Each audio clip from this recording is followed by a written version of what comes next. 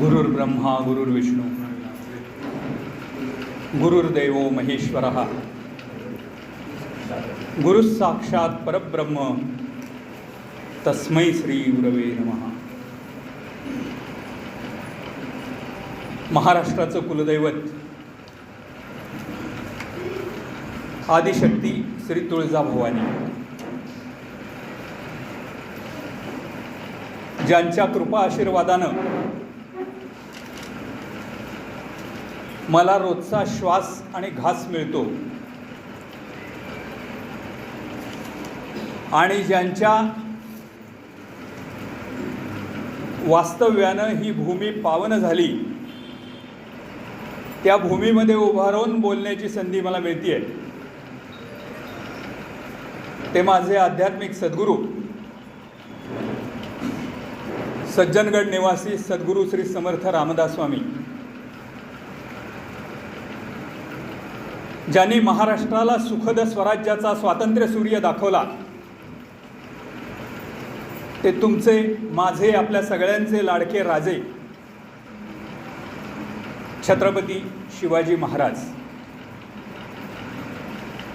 ज्यांच्या 143व्या जयंतीच्या निमित्तानं आपण सगळेजण एकत्र जमलेलो आहोत आणि ज्यांच्या विचाराचा वसा आणि वारसा घेऊन महाराष्ट्राच्या कानाकोपऱ्यात अनेक व्यासपीठांच्यावरती उभं राहून क्रांतिकारकांची चरित्र सांगण्याचं सद्भाग्य मला लाभलं। ते भारताच्या स्वातंत्र्य संग्रामातले थोर स्वातंत्र्य सेनानी, महान क्रांतिकारकांचे मुकुटमणी, महायोगी, कवी, लेखक, पत्रकार, नाटककार, कादंबरीकार, इतिहासकार, क्रांतिसूर्य स्वातंत्र्यवीर विनायक दामोदर सावरकर, ज्यांनी माझ्याकडून क्रांतिकारकांच्या चरित्राचा अभ्यास करून घेतला, स्वातंत्र्यवीर सावरकरांच्या चरित्राचा अभ्यास करून घेतला आणि या व्यासपीठावरती उभं राहून 4 शब्द सांगण्याची पात्रता माझ्यामध्ये निर्माण केली, ते माझे या क्षेत्रातले गुरु, ज्याने अखंडपणे 16 वर्ष स्वातंत्र्यवीर सावरकरांचे कार्यवाह म्हणून काम केलं आणि मृत्यूसमयी सावरकरांनी आपल्या पुस्तक प्रकाशनाचे हक्क ज्यांना दिले, ते स्वातंत्र्यवीर सावरकरांचे कार्यवाह आचार्य बाळाराव सावरकर। आणि बाळाराव सावरकरांच्या आकस्मिक निधनानंतर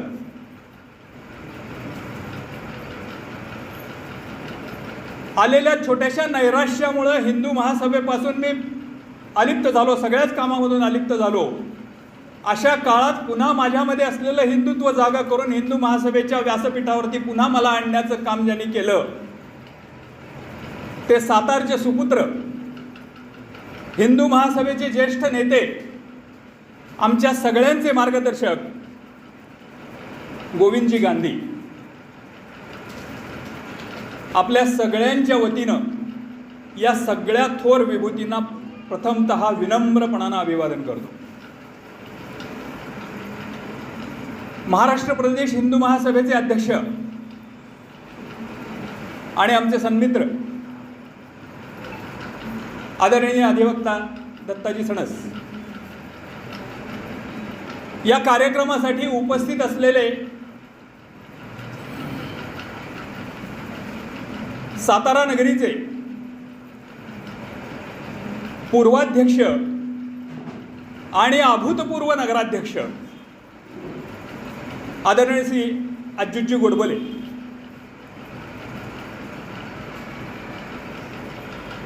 ज्यांच्या नावावरती 100पेक्षा अधिक पुस्तकं आहेत,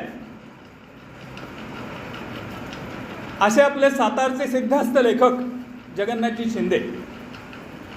मी मागच्या वेळेला ते कार्यक्रमाचे अध्यक्ष होते, मी कार्यक्रमाचा अध्यक्ष होतो आणि ते प्रमुख वक्ते होते आणि मी बोलता बोलता असं बोललो होतो की सावरकरांचं चरित्रच असं आहे किंवा सावरकरांचा विचार घेऊन जाणाऱ्यांच्या बाबतीमध्ये एक असे योगायोग असतात, तसा आजही इथं योगायोग झाला ज्यांच्या नावावर 100पेक्षा जास्त पुस्तकं आहेत ते प्रमुख वक्ते आहेत आणि ज्यांच्या नावावर एकही पुस्तक नाही असा मी कार्यक्रमाचा अध्यक्ष आहे. आजही त्यांच्या नावावरती 180 पुस्तकं आहेत. माझं सद्भाग्य आहे. कदाचित सज्जनगडावर बसलेल्या माझ्या त्या आध्यात्मिक गुरूंची ती इच्छा असेल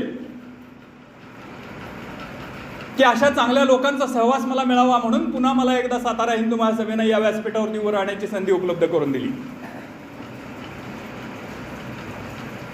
अखिल भारत हिंदू महासभेच्या माध्यमातून आणि स्वातंत्र्यवीर सावरकर विचार मंचच्या माध्यमामधनं या सगळ्या कार्यक्रमाचं नियोजन करण्यासाठी अहोरात्र झटलेल्या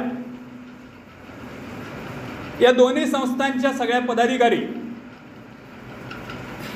आणि स्वातंत्र्यवीर सावरकरांच्यावर, त्यांच्या विचारावर, हिंदुत्वावरती मनापासून प्रेम करतोय म्हणून आपले सगळे दैनंदिन व्याप बाजूला ठेवून या सभागृहामध्ये उपस्थित असलेल्या सातारच्या माझ्या समस्त बंधू आणि भगिनींनो,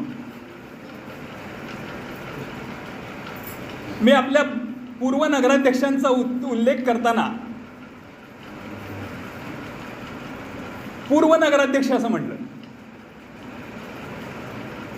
मगाशी आपल्या साहित्यिक शिंदेजींनी सांगितलं की सावरकर भाषाशुद्धीचे प्रणेते होते आणि रत्नागिरीमधून त्यांनी भाषाशुद्धीच्या कामाची सुरुवात केली. आपण सगळेजण बोलताना असं म्हणतो की माजी नगराध्यक्ष, पण माजी हा शब्द आपला नाही. सावरकरांनी त्याला भूतपूर्व असा शब्द दिला, पूर्वाध्यक्ष असा शब्द दिला आणि म्हणून जाणीवपूर्वक तो शब्द वापरला आणि त्याच्या पुढं जाऊन मी अभूतपूर्व नगराध्यक्ष असं म्हणतो. अभूतपूर्व नगराध्यक्ष असं म्हणण्याचं कारण काय? कार्यकर्त्याचा जेव्हा नेता होतो त्यावेळेला तो आपल्यातलं कार्यकर्ते पण विसरतो आणि राजकारणामध्ये असं म्हटलं जातं की ज्या शिडीवरून तुम्ही वरती जाता, वरती गेल्यानंतर पहिल्यांदा ती शिडी मोडायची असते. मगाशी सुरुवातीलाच अच्युतरावजींनी भाषण केलं, त्या आणि भाषणामध्ये सावरकरांच्या चरित्रातले, साहित्यातले अनेक संदर्भ सांगितले. याचा अर्थ त्यांचा सावरकर साहित्याचा, सावरकर चरित्राचा अत्यंत सुंदर अभ्यास आहे आणि म्हणून नगराध्यक्ष पदावरती विराजमान झाल्यानंतर सुद्धा त्यांच्या अंतःकरणामध्ये असलेलं सावरकरांच्यावरचं प्रेम जागं होतं आणि अशी मागणी समोर आल्यानंतर त्यांनी स्वतः त्याच्यामध्ये लक्ष घालून साताऱ्यामधल्या एका मार्गाला स्वातंत्र्यवीर सावरकरांचं नाव देऊन आपलं नगराध्यक्षपद सार्थकी लावलं, असं माझं मत आहे. मगाशी आपल्या साठेजींनी सांगितलं तिथं बोलताना त्या चौकामध्ये की सातारा नगरपालिकेमध्ये तो ठराव केलेला आहे. याचा अर्थ ते अधिकृतरित्या नाव दिलेलं आहे, नुसताच फलक लावलेला नाहीये.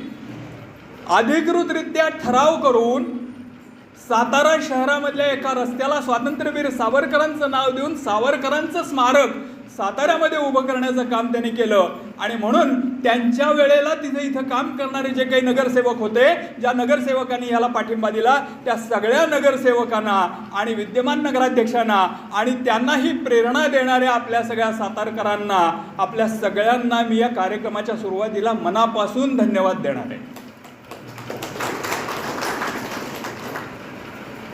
सावरकर असं म्हणतात, स्वातंत्र्यवीर सावरकर असं म्हणतात की रणात कामी आलेल्या सैनिकांच्या स्मृती जागवणं हे नवे सैनिक तयार करण्याचं प्रभावी साधन असतं. स्मारक कशासाठी असावं? स्मारक अशासाठी असावं की ते भावी पिढीला इतिहासाची प्रेरणा देईल आणि त्याच्यामधून भावी पिढीतून नवे सैनिक तयार होतील, म्हणून स्मारक असावं. साताऱ्यानं सावरकरांचं स्मारक जतन केलं. मगाशी विषय झाला की रत्नागिरी पर्व या विषयावरती मी बोलायचं आहे. मुळातच पर्व कशाला म्हणतात? सत्ययुग हे श्रीरामाचं पर्व होतं. श्रीकृष्णाच्या कालखंडाला श्रीकृष्णाचं पर्व म्हणतात. पर्व कशाला म्हणतात? पर्व त्या कालखंडाला म्हणतात की ज्या कालखंडामध्ये सामाजिक किंवा राजकीय आमूलाग्र स्थित्यंतर होतात, क्रांती होते आणि परिवर्तन घडतं, त्याला पर्व असं म्हणतात. सावरकरांच्या इतिहासात जर आपण बघितलं तर त्यांचं बालपणातलं जे कार्य त्यांनी भगूरमध्ये, नाशिकमध्ये केलं ते सुद्धा एक पर्वच म्हणावं लागेल. अंदमानामध्ये त्यांनी जे काम केलं ते सावरकरांचं अंदमानातलं पर्वच म्हणावं लागेल. त्यांनी रत्नागिरीमध्ये जे काम केलं त्यालाही पर्वच म्हणावं लागेल. आणि हिंदू महासभेच्या माध्यमामधून हिंदुत्व जतन करण्याचं आणि हिंदुत्व वर्धिष्णू करण्याचं काम त्यांनी जे केलं त्यालाही पर्वच म्हणावं लागेल. इतकं आमूलाग्र क्रांतीचं कार्य त्यांनी या प्रत्येक ठिकाणी केलेलं आहे. पण सावरकरांची विज्ञाननिष्ठा सांगितली जाते, सावरकरांचं हिंदुत्व सांगितलं जातं, सावरकरांचं राजकारण सांगितलं जातं. पण सावरकरांचं रत्नागिरी पर्व जे आहे ते आज पूर्णपणे दुर्लक्षित आहे. ते समाजासमोर लोकांच्या समोर मांडलं जात नाही, सांगितलं जात नाही. आणि म्हणून परवा रत्नागिरीच्या हिंदू महासभेच्या कार्यकारिणीच्या बैठकीमध्ये ज्यावेळेला विषय झाला की साताऱ्यामध्ये कार्यक्रम करायचा आहे आणि या कार्यक्रमामध्ये तुम्ही बोलायचं आहे, त्यावेळेला आपल्या उमेश गांधींसह काही कार्यकर्त्यांनी पटकन तिथं सांगितलं की या वेळेला तुम्ही रत्नागिरी पर्वावरती बोला. आणि मलाही खूप आनंद झाला, कारण हे रत्नागिरी पर्वातलं जे सावरकरांचं काम आहे ते खरोखरच खूप मोलाचं काम आहे. स्वतः सावरकर असं म्हणतात की माझी मर्सेलिसची समुद्रात मारलेली उडी एक वेळ तुम्ही विसरलात तरी चालेल, पण मी रत्नागिरीमधून जे समाज सुधारणेचं काम केलेलं आहे हे कधीही विसरू नका, कारण हिंदू धर्माचं अस्तित्व चिरंतन टिकवण्यासाठी ते काम अतिशय महत्त्वाचं आहे. काय काम होतं? 1924 साली स्वातंत्र्यवीर सावरकरांना त्यांच्या जन्मठेपेच्या शिक्षेमधून स्थानबद्ध करण्याच्या उद्देशानं रत्नागिरीत आणलं गेलं. रत्नागिरीतच का आणलं? महाराष्ट्रामध्ये एवढी गावं आहेत, देशामध्ये एवढी गावं आहेत, इतके तुरुंग आहेत, रत्नागिरीमध्ये का आणलं? आता रत्नागिरीला इकडून तिकडून बाहेर जाण्यासाठी भरपूर रस्ते आहेत. इकडे गणपतीपुळ्याकडे रस्ता आहे, इकडे पावसकडे रस्ता आहे नवीन. पण त्यावेळेची परिस्थिती अशी होती की रत्नागिरीच्या तिन्ही बाजूनी समुद्र होता आणि आता जो हातखंब्याकडे येणारा जो रस्ता आहे तेवढा एकच रस्ता होता. सावरकरांना ब्रिटिश शासन अतिशय घाबरत होतं. मर्सेलिसला जसं ह्यांनी पळून जाण्याचा प्रयत्न केला तसं जर स्थानबद्धतेमधून पळून जाण्याचा किंवा त्यांना तिथून पळवून नेण्याचा कोणी प्रयत्न करायला लागलं तर त्यांना पटकन पकडता यावं, याच्यासाठी बाहेर जाण्याचा एकच मार्ग ज्या शहराला आहे अशा रत्नागिरीची ब्रिटिशांनी निवड केली. सावरकरांना 1924ला रत्नागिरीमध्ये आणण्यात आलं आणि रत्नागिरीच्या विशेष कारागृहामध्ये त्यांना 2-2.25 वर्ष ठेवलेलं होतं. कसं होतं हे विशेष कारागृह? या विशेष कारागृहाला सावरकरांची जी कोठडी होती त्या कोठडीपर्यंत पोहोचण्यासाठी 7 दरवाजे होते आणि प्रत्येक दरवाजाला एक कुलूप होतं. म्हणजे सावरकरांच्यापर्यंत पोचायचं असेल तर 7 कुलपं काढून 7 दारं उघडून तिथपर्यंत जावं लागायचं, त्याच्याशिवाय सावरकरांच्यापर्यंत पोचता यायचं नाही. अंदमानातून त्यांना जरी मुक्त केलं असलं तरी रत्नागिरीच्या या कारागृह म्हणजे दुसरं अंदमानची कोठडीच होती. इतक्या हालापेष्ट तिथेही सावरकरांच्या नशिबी होत्या. अंदमानातली कोठडी थोडी मोठी होती, ही तर फक्त 6x8ची कोठडी होती. या 6x8च्या अंधाऱ्या कोठडीमध्ये एकच खिडकी होती. त्या खिडकीतून थोडंफार आकाश दिसायचं. त्या कोठडीमध्ये त्यांना कोंडून ठेवलेलं होतं.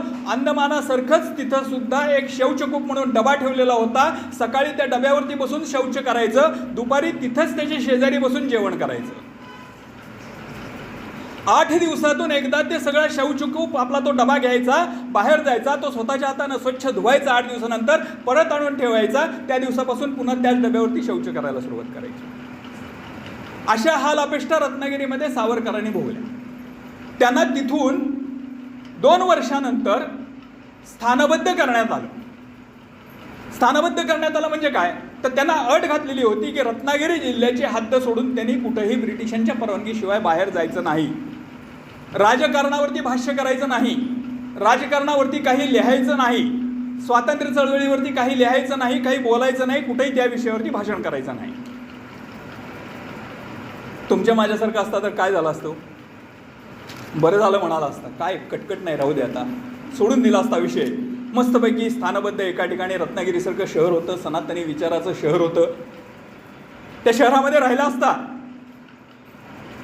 बस स्थानबद्ध होते त्यामुळे कुटुंबासोबत राहता येत होतं, कुटुंबासोबत मस्तपैकी निवांत राहिले असते. पण ज्यांच्या चित्तामध्ये आणि ज्यांच्या वृत्तीमध्ये फक्त राष्ट्र आणि राष्ट्रच असतं ते राष्ट्राशिवाय दुसरा कसलाच विचार करू शकत नाहीत. सावरकर हे अशा राष्ट्रीय विचाराचे होते, त्यांच्या रक्ताच्या थेंबाथेंबामध्ये राष्ट्र होतं. म्हणून या संधीचा सुद्धा माझ्या देशबांधवांच्या उन्नतीसाठी कसा उपयोग करता येईल याचं नियोजन सावरकरांनी अंदमानच्या शिक्षेमध्ये चिंतन करून ठेवलेलं होतं. ते त्यांनी तिथं रत्नागिरीमध्ये प्रत्यक्षात आणायला सुरुवात केली. त्यांना राजकारणामध्ये भाग घ्यायचा नव्हता, क्रांतिकार्यामध्ये भाग घ्यायचा नव्हता, पण समाजकारणामध्ये भाग घ्यायला बंदी नव्हती. आणि सावरकरांनी याच संधीचा फायदा उठवला आणि सावरकरांनी रत्नागिरीमध्ये हे काम करायला सोपं जावं म्हणून हिंदू सभा नावाची संस्था स्थापन केली. हिंदू महासभा नव्हे, हिंदू महासभेची स्थापना ही हरिद्वारला 1915ला झालेली आहे. त्याच्या 1924 साली त्यावेळेला सावरकर हिंदू महासभेमध्ये नव्हते. त्यांनी तिथं हिंदू सभा नावाची संस्था स्थापन केली. हे सगळं काम करायला सोपं जावं म्हणून डोक्यामध्ये आराखडा तयार होता, काम कसं करायचं ते ठरलेलं होतं, त्या पद्धतीनं त्यांना पुढं जायचं होतं. आणि त्या आचार्य बाळाराव सावरकरांनी रत्नागिरी पर्व नावाचं एक पुस्तक लिहिलेलं आहे. अतिशय सुंदर पुस्तक आहे. त्याच्यामध्ये सावरकरांनी रत्नागिरीमध्ये जे काम केलं ते त्यावेळच्या काळची जी प्रकाशचित्र आहेत, छायाचित्र आहेत, आजच्या भाषेमध्ये फोटोग्राफ्स आहेत, ते त्या पुस्तकामध्ये आहेत. त्यावेळेला सावरकरांनी विविध ठिकाणी बळवंतसारख्या साप्ताहिकामध्ये लिहिलेले लेख त्या पुस्तकामध्ये आहेत. त्यावेळेला काही घडलेल्या घटना आहेत, त्या घटनासुद्धा त्या पुस्तकामध्ये त्यांनी लिहिलेल्या आहेत. फार सुंदर पुस्तक आहे रत्नागिरी पर्व म्हणून, वाचा कधी वेळ मिळाला तर. त्याच्यामधून मी आता त्याच्यातलं जेवढं आपल्याला इथं मर्यादित वेळेत सांगणं शक्य आहे तेवढं सांगणार आहे, पण सविस्तर जाणून घ्यायचं असेल तर रत्नागिरी पर्व एकदा वाचा, खूप सुंदर.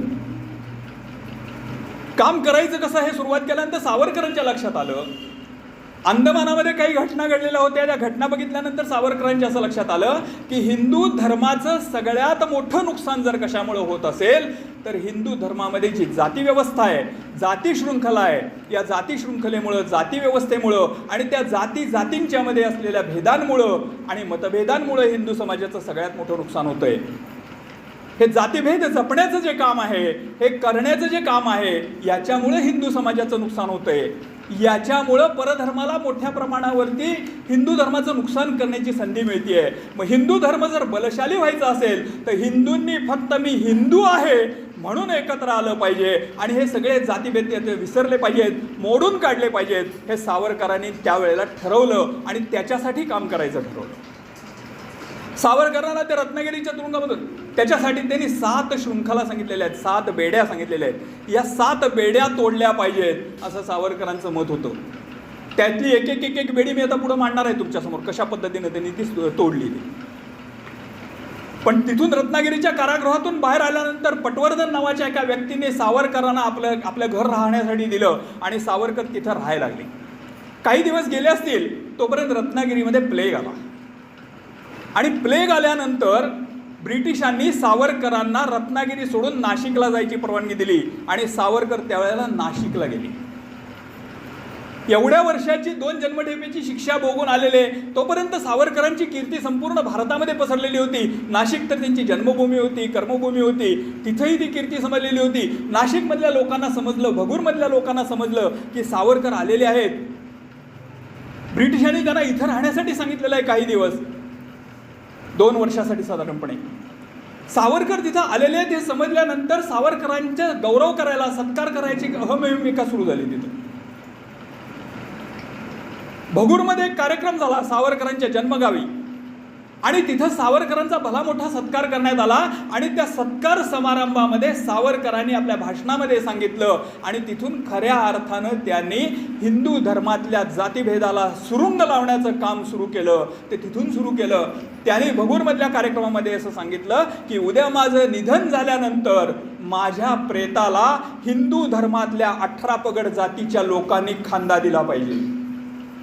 हे सावरकरांचं हिंदू संघटनेचं पहिलं सूत्र आहे. म्हणून आजही तुम्ही जर हिंदू महासभा बघितलीत तर हिंदू महासभेमधलं धोरण आहे हिंदू महासभेचं की हिंदू महासभेमध्ये कुठलंही पद असेल, हिंदू महासभेमध्ये कुठलीही संधी असेल तर ही कुणाचीही जात बघून कधी दिली जात नाही.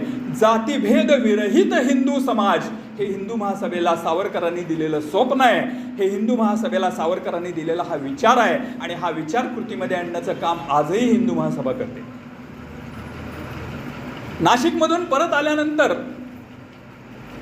2 वर्षाची मुदत संपल्यानंतर ते परत आले, पण प्लेग अजून रत्नागिरीमधला तसाच होता आणि म्हणून सावरकरांना त्यांचे एक दामले म्हणून शिरगावला राहणारे मित्र होते त्या दामले नावाच्या शिरगावला राहणाऱ्या मित्राने सावरकरांना सांगितलं की तुम्ही रत्नागिरीत राहू नका, अजूनही इथं प्लेगचा प्रादुर्भाव आहे, तुम्ही माझ्याकडे शिरगावला या. आणि सावरकर शिरगावला त्यांच्याकडे राहायला गेले. सावरकर त्यांच्याकडे शिरगावला राहायला लागले, पण स्वस्त बसले का? नाही बसले. सावरकरांनी बघितलं की ह्याच्यासाठी काहीतरी केलं पाहिजे आणि सावरकरांना एक सुवर्ण संधी त्या शिरगावमध्ये मिळाली. तिथे शिरगावकर नावाचे एक गृहस्थ होते, त्यांच्या घरी सत्यनारायणाची पूजा होती, महाप्रसाद होता. ते सावरकरांना निमंत्रण द्यायला श्री दामलेंच्याकडे आले. त्यांनी सावरकरांना सांगितलं की माझ्याकडे अशा सत्यनारायणाची पूजा आहे आणि तुम्ही जेवायला माझ्याकडे या. सावरकरांनी बरोबर ही संधी साधली आणि सावरकरांनी शिरगावकरांना सांगितलं मी तुमच्याकडे प्रसादाला जरूर येतो, पण माझी एक अट आहे. शिरगावकर म्हणाले काय अट आहे? मी आज जे तुम्हाला सांगतोय ना, आज जे सांगतोय ते साधारणपणे 1924, 25, 26चा काळ लक्षात घ्या आणि त्या काळातल्या या घटना आहेत असं लक्षात घेऊन ते तुम्ही त्याच्या तशी कल्पना करा. म्हणजे तुमच्या लक्षात येईल की हे काम किती मोठं होतं, त्या काळात किती अवघड होतं आणि किती त्रासदायक होतं आणि किती संकट सावरकरांनी स्वतःवरती उडवून घेतली असतील त्या काळामध्ये, किती रोष उडवून घेतले असतील हे लक्षात येईल. आणि मग शिरगावकरांनी सांगितलं त्यांना की तुम्ही माझ्याकडे जेवायला या. तात्या म्हणाले, सावरकर म्हणाले की मी येतो, पण माझी एक अट आहे. काय अट आहे असं विचारल्यानंतर तात्याने सांगितलं मी तुमच्याकडे जेवायला येईन, पण माझ्याबरोबर हिंदू धर्मामधल्या ज्या 18 पगड जाती आहेत, ज्या जातींना तुम्ही गावकुसाबाहेर ठेवलेलं आहे, अशा जातीचे सुद्धा, ज्यांना पूर्वास्पृश्य असं सावरकर म्हणायचे, अशा जातीचे सगळ्या लोकांना घेऊन मी तुमच्याकडे जेवायला येणार आहे. माझ्याबरोबरच माझ्या पंक्तीलाच सगळ्यांना तुम्ही जर जेवायला वाढणार असाल तर मी तुमच्याकडे जेवायला येणार आहे. शिरगावकरांनी सावरकरांची ही अट मान्य केली आणि भारतामधलं सगळ्यात पहिलं हिंदू धर्मातल्या सगळ्या जातीच्या लोकांना एकाच पंक्तीमध्ये मांडीला मांडी लावून बसून जेवायला घालणारं पहिलं सहभोजन सावरकरांनी शिरगावकरांच्या अंगणामध्ये, शिरगाव गावामध्ये, रत्नागिरी जिल्ह्यामध्ये सगळ्यात पहिल्यांदा तिथं घडवलं आणि सामाजिक क्रांतीची सुरुवात केली. शिरगावमधलं वास्तव्य संपवून सावरकर ज्या वेळेला रत्नागिरीमध्ये परत आले त्यावेळेला सावरकरांचा कार्यक्रम काय होता, दिनक्रम? तर सावरकर संध्याकाळी फिरायला बाहेर पडायचे. कुठं जायचे ते फिरायला? तुमच्या माझ्यासारखं बागेमध्ये वगैरे असे कुठं फिरायला जात नव्हते. सावरकर फिरायला जायचे महारवाड्यामध्ये, मांगवाड्यामध्ये फिरायला जायचे, चांभारवाड्यामध्ये फिरायला जायचे. तिथं भजनाचे कार्यक्रम करायचे, तिथं सगळ्यांच्यामध्ये मिसळायचे, तिथं खाणं पिणं चालायचं. आजूबाजूच्या लोकांना आश्चर्य वाटायचं. हळूहळू आजूबाजूच्या लोकांना पण त्याची सवय व्हायला लागली. त्यांना त्याचं आश्चर्य वाटायचं कमी झालं. तेही हळूहळू सावरकरांच्या बरोबर तिथं जायला लागले. आणि हे करत असताना सावरकरांच्या लक्षात असं आलं की रत्नागिरीचा जो चांभारवाडा होता त्या चांभारवाड्यामध्ये माडीचा प्रचंड प्रमाणावर प्रादुर्भाव होता आणि तिथले अनेक तरुण माडीच्या नशेमध्ये कायम असायचे. सावरकरांचे विचार कसे होते बघा. सावरकर धर्माचा उपयोग हा राष्ट्राच्या उभारणीसाठी करायचे.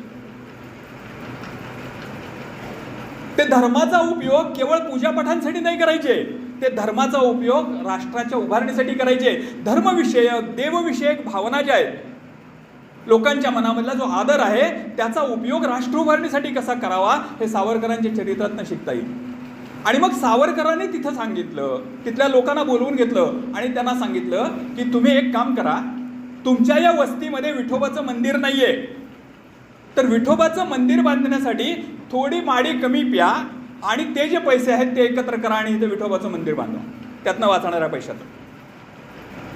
तिथे एक सुंदर विठोबाचं मंदिर उभं राहिलं, विठ्ठल मंदिर उभं राहिलं. आणि त्यानंतरचं चित्र असं होतं की अनेक तरुण तिथं व्यसनमुक्त झाले. म्हणजे सावरकरांनी व्यसनमुक्तीचं काम पण रत्नागिरीमध्ये केलेलं आहे. हे कुणालाही माहिती नाही, हे कुणीही सांगितलेलं नाही आतापर्यंत, कुणीही सांगत नाही.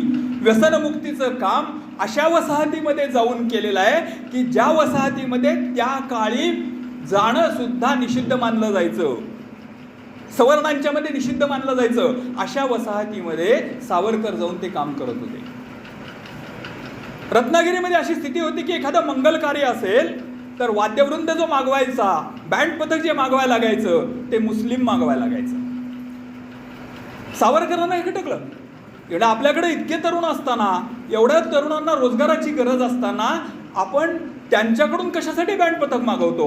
आणि मग सावरकरांनी हरिजन समाजातल्या काही तरुणांना एकत्र केलं, त्यांना एका पतपिढीकडून त्यावेळच्या काळामधलं 300 रुपयाचं कर्ज मंजूर करून दिलं आणि तिथं एक आपल्या हिंदू धर्मातल्या हरिजनांचा बँड उभा केला आणि लोकांना सांगितलं की आता हा आपला बँड आहे, आपलं बँड पथक आहे. तुमच्या घरात लग्न कार्य म्हणजे काही कार्यक्रम असू दे, बँड पथक ते आता सांगू नका, पूर्वीचं हे सांगा. आणि काही लोकांना रोजगार उपलब्ध करून देण्याचं काम सुद्धा सावरकरांनी तिथं केलं. त्याचबरोबर आपल्या हिंदू धर्मामधल्या एका अस्पृश्य पूर्वास्पृश्य जातीला सगळ्यांच्या कार्यक्रमामध्ये बँडच्या रूपानं मिसळण्याची पण संधी निर्माण करून दिली. सावरकरांचं आणखीन एक मोठं काम आहे. रत्नागिरीमध्ये एक पुरातन विठ्ठल मंदिर होतं. सावरकरांनी ठरवलं की या विठ्ठल मंदिरामध्ये फक्त सवर्णांना प्रवेश आहे, अस्पृश्यांना या विठ्ठल मंदिरामध्ये प्रवेश नाही. ही घटना साधारणपणानं 27-28च्या दरम्यानची कधीतरीची असेल. आणि सावरकरांनी तिथं आंदोलन हातामध्ये घेतलं की आपण या विठ्ठल मंदिरामध्ये आता पूर्वास्पृश्यांचा प्रवेश घडवायचा आहे. आता मात्र अतिशय कडवट विचाराचे सनातनी जे होते रत्नागिरीमध्ये, त्यांनी त्याला विरोध करायला सुरुवात केली. ज्या दिवशी ते मंदिर प्रवेश तिथे घडवायचा होता त्या दिवशी एका बाजूला सावरकरांच्या नेतृत्वाखाली सगळे पूर्वास्पृश्य आणि सावरकरांच्या विचाराला पाठिंबा देणारे सनातनी आणि दुसऱ्या बाजूला सावरकरांना विरोध करणारे सगळे सवर्ण सनातनी असे सगळे होते. आणि तो वाद सुरू झाला. तो वाद सुरू झाल्यानंतर सावरकरांनी तिथं एक 10 मिनिटाचं 15 मिनिटाचं भाषण केले. आणि ते भाषण असं होतं, इतकं प्रभावी होतं की त्या भाषणानंतर आपण सावरकरांना विरोध करायला आलोय हे ते सवर्ण सनातनी विसरले आणि त्यांनी सावरकरांचा जय जयकार करायला सुरुवात केली. आणि पूर्वास्पृश्यांना घेऊन सावरकरांनी विठ्ठल मंदिरामध्ये प्रवेश केला आणि भारतरत्न डॉक्टर बाबासाहेब आंबेडकरांनी त्यानंतर 20 वर्षानं जवळजवळ पंढरपूरचं विठ्ठल मंदिर खुलं केलं. म्हणजे पंढरपूरचं विठ्ठल मंदिर पूर्वास्पृश्यांना खुलं होण्याच्या आधी जवळजवळ 20 वर्ष सावरकरांनी रत्नागिरीतलं विठ्ठल मंदिर पूर्वास्पृश्यांना खुलं करून दिलेलं आहे. केवढं मोठं काम आहे. आणि सावरकरांच्या या कामाचं डॉक्टर बाबासाहेब आंबेडकरांनी कौतुक केलेलं आहे. त्यावेळेच्या वृत्तपत्रांमध्ये ते आलेलं आहे. महात्मा गांधींनी कौतुक केलेलं आहे. विठ्ठलरामजी शिंदेनी कौतुक केलेलं आहे. सावरकरांच्या या सामाजिक कामाचं या सगळ्या महात्म्यांनी कौतुक केलेलं आहे. का कौतुक केलेलं आहे? सावरकरांच्या ह्या कामाला हिंदू धर्मबलशाली करण्याची जरी झालर असली तरी सुद्धा वर्षानुवर्ष ज्या जातीची माणसं असून सुद्धा अन्यायाखाली जखडली गेलेली होती त्यांना बंधमुक्त करण्याचं काम, त्यांना उन्नतीकडे नेण्याचं काम, तो विचार सावरकरांनी रत्नागिरीमधनं पेरायला सुरुवात केली होती. शिरगावच्या जवळ एक गाव आहे, मला आता त्या गावाचं नाव आठवत नाही, पण शिरगावच्या जवळ एक गाव आहे. त्या गावामध्ये पूर्वी अशी पद्धत होती की शाळेमध्ये सवर्ण मुलं वेगळी बसवली जायची आणि अस्पृश्य मुलं वेगळी बसवली जायची. सावरकरांना हे खटकलं आणि सावरकरांनी शिरगाव जवळच्या त्या गावामध्ये एक स्वतंत्र शाळा काढली. आणि त्या शाळेचा नियम असा होता की सगळ्या जातीची मुलं, हिंदू धर्मातल्या सगळ्या जातीची मुलं एकत्र बसतील आणि एकत्र शिकतील. आज त्या शाळेला स्वातंत्र्यवीर सावरकरांचं नाव दिलेलं आहे. एवढं मोठं काम सावरकरांनी तिथं केलं की सगळ्यांना सरमिसळ. आज जे आपण चित्रशाळांमध्ये बघतो, महाविद्यालयांमध्ये बघतो की सगळी मुलं जातीचा कुठलाही उल्लेख न करता सगळे एकत्र बसतात आणि एकत्र शिकतात, एकत्र खातात, एकत्र जेवतात. त्याची सुरुवात 1920, 25, 27च्या दरम्यान कधीतरी सावरकरांनी रत्नागिरीमध्ये केलेली आहे. सावरकरांचं हे काम चालू असताना सावरकरांच्या असं लक्षात आलं की मध्यंतरी एक रत्नागिरीमध्ये अशी घटना घडली की रत्नागिरीमधल्या एका प्रमुख मार्गावरून एक पालखी गेली. त्या पालखीच्या समोर वाजंत्री वगैरे वाजत होती आणि त्या मार्गावरती एक मशीद होती. नंतर रत्नागिरीतल्या काही मुस्लिमांनी रत्नागिरीच्या जिल्हाधिकाऱ्यांकडे अर्ज दिला आणि सांगितलं की आमच्या नमाजेच्या वेळेला या इथून ही अशा पद्धतीची पालखी गेलेली आहे, इथून पुढे असं होता कामा नये आणि या संबंधितांच्यावरती तुम्ही कारवाई करा. सावरकरांना हे समजल्यानंतर सावरकर रत्नागिरीच्या त्या जिल्हाधिकाऱ्याला जाऊन भेटले. सावरकरांनी कागदोपत्री त्या जिल्हाधिकाऱ्याला हे सिद्ध करून दाखवलं की या मार्गावरून आजच नव्हे तर ह्याच्यापूर्वी अनेक वर्ष इथून या मिरवणुका जात आहेत. आत्तापर्यंत कोणाचाच ह्याला आक्षेप नव्हता. रत्नागिरीतल्या एकाही मुस्लिम समाजातल्या कुठल्या कार्यकर्त्याने याला कधी आक्षेप घेतलेला नाही आहे. मग आजच का घेतला? तर मोहम्मद अली जिनांच्या प्रेरणेनं जे काही लोक इथं रत्नागिरीमध्ये आले होते त्यांनी इथल्या मुसलमानांची माथी भडकवलेली होती आणि त्याच्यामुळं हा आक्षेप घेतला गेलेला आहे. आणि मग त्याच्यानंतर अली बंधूंच्या इथं येऊन त्यांनी जे काही कारस्थानं केली त्याच्यानंतर मुस्लिम समाजानं कशी उपद्रवी कामं केली रत्नागिरीमध्ये याचा पाढा सावरकरांनी पुराव्यासकट कलेक्टरसमोर वाचला आणि तो अर्ज निकालात काढला. बॅरिस्टर होते ते अशा अर्थानं बॅरिस्टर होते सावरकर. आणि मग त्याच्यानंतर सावरकर तेवढ्यावर थांबले नाहीत. ते त्या मुस्लिम वस्तीमध्ये गेले, तिथल्या पुढाऱ्यांना ते भेटले, तिथल्या लोकांना ते भेटले आणि तिथं भेटून त्यांनी शांततामय मार्गानं त्यांची या बाबतीतले सगळे त्यांचे गैरसमज दूर केले. आणि पुन्हा त्यानंतर सावरकर जोपर्यंत रत्नागिरीमध्ये होते तोपर्यंत त्या मार्गावरून जाणाऱ्या कुठल्याही हिंदूंच्या मिरवणुकीला कधीही तिथल्या मुसलमानांनी विरोध केला नाही. म्हणजे केवळ प्रश्न संघर्षातनं सोडवतात असं नाही, तर कायदेशीर सनदशीर मार्गानं आणि चर्चेच्या मार्गानं सुद्धा प्रश्न कसा सोडवता येतो याचं मूर्तिमंत उदाहरण सावरकरांनी रत्नागिरीमध्ये घालून दिलेलं आहे. हे सावरकरांचं रत्नागिरीतलं काम आहे. सावरकरांनी रत्नागिरीमध्ये हे सगळं बघितलं, पण सावरकरांच्या मनामध्ये असं येत होतं की जोपर्यंत देशातली सगळी मंदिरं ही हरिजनांसाठी, पददलितांसाठी आणि पूर्वास्पृश्यांसाठी खुली होत नाहीत तोपर्यंत त्यांच्यासाठी एखादा हक्काचं मंदिर असणं गरजेचं आहे. आणि म्हणून त्यांनी भागोजी कीर नावाच्या एका दानशूर व्यक्तीशी हा विषय त्याच्याशी बोलले. आणि तो विषय बोलल्यानंतर भागोजी कीरनी मनावरती घेतलं आणि स्वखर्चानं रत्नागिरीमध्ये त्यांनी पतित पावन मंदिर बांधलं. हे पतित पावन मंदिर काय आहे? या पतित पावन मंदिरामध्ये जी मूर्तीची प्रतिष्ठापना सावरकरांनी केली त्या प्रतिष्ठापनेला कुर्तकोटी शंकराचार्य उपस्थित होते. आणि त्या कुर्तकोटी शंकराचार्यांच्या उपस्थितीमध्ये एका चांभार समाजामधल्या व्यक्तीच्या हातातून पूजा करून आणि मूर्तीची प्रतिष्ठापना करून सावरकरांनी तिथं त्या पतित पावन मंदिराची स्थापना केली आणि ते पतित पावन मंदिर उभं केलं. ज्या काळामध्ये पूजा करणं हा फक्त ब्राह्मण समाजाचा अधिकार मानला जात होता त्या काळामध्ये वेगळ्या समाजातल्या लोकांच्याकडून पूजा सुद्धा तिथं सावरकरांनी घडवली. याच्यापेक्षा मोठी क्रांती काय असते? आणि तिथल्या लोकांना ती स्वीकारणं भाग पडलं. सावरकरांचं हे जे समाज सुधारण्याचं काम होतं, समाजामधले या जे काही अन्याय होते हे दूर करण्याचं जे काम होतं, या कामाची दखल रत्नागिरीमधल्या पूर्वास्पृश्य समाजानं घेतली. आणि मालवणला एक पूर्वास्पृश्य समाजाची परिषद भरलेली होती. तर त्या परिषदेचं ज्यावेळेला त्या परिषदेचे जे संयोजक होते त्या संयोजकांनी एकमुखानं एकमतानं ठराव असा केला की ही जी पूर्वास्पृश्य परिषद मालवणला भरणार आहे या परिषदेचं अध्यक्षपद स्वातंत्र्यवीर सावरकरांना द्यावं.